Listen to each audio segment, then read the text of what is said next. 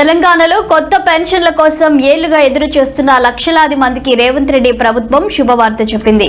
చేయుత పథకం కింద కొత్తగా మరో 2 లక్షల మందికి పెన్షన్లు మంజూరు చేయాలని నిర్ణయించింది. ఇందుకు అనుగుణంగా 2026-27 వార్షిక బడ్జెట్లో 233 కోట్లను కేటాయించడంతో లబ్ధిదారుల ఎంపిక ప్రక్రియకు రంగం సిద్ధమైంది. అయితే ఇప్పటికే పేరుకుపోయిన లక్షలాది దరఖాస్తుల నుంచి అర్హులను గుర్తించడం అధికారులకు పెను సవాల్గా మారనుంది.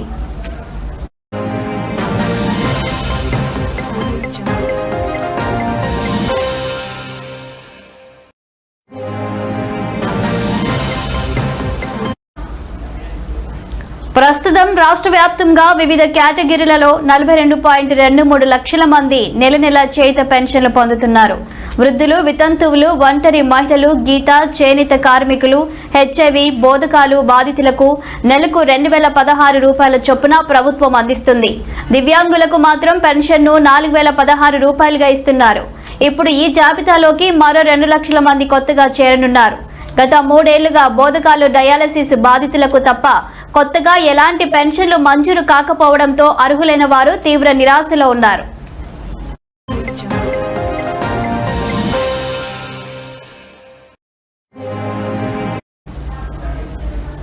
ఈ నేపథ్యంలో రాష్ట్ర వ్యాప్తంగా సుమారు 12 లక్షలకు పైగా దరఖాస్తులు ప్రభుత్వానికి చేరి పెండింగ్ లో ఉన్నాయి.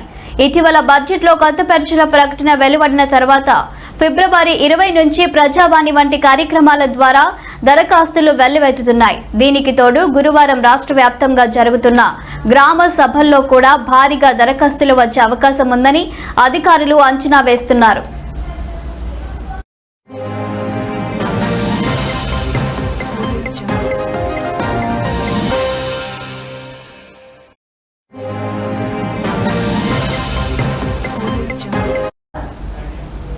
ప్రభుత్వం ఆమోదించినవి 2 లక్షల పెన్షన్లు కాగా ఇప్పటికే పెండింగ్ లో ఉన్న దరఖాస్తుల సంఖ్య 12 లక్షలు దాటింది. వీటిలో వృద్ధాప్య పెన్షన్ కోసం 4 లక్షలు, వితంతు, ఒంటరి మహిళల కోటాలో 3.5 లక్షలు, గీత, చేనేత కార్మికుల విభాగంలో 3 లక్షలు, దివ్యాంగుల పెన్షన్కు 72,000 దరఖాస్తులు ఉన్నాయి.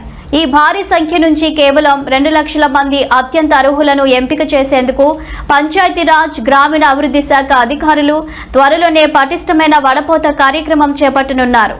ఈ ప్రక్రియ పారదర్శకంగా నిర్వహించడం ప్రభుత్వానికి కత్తి మీద సాములా మారింది.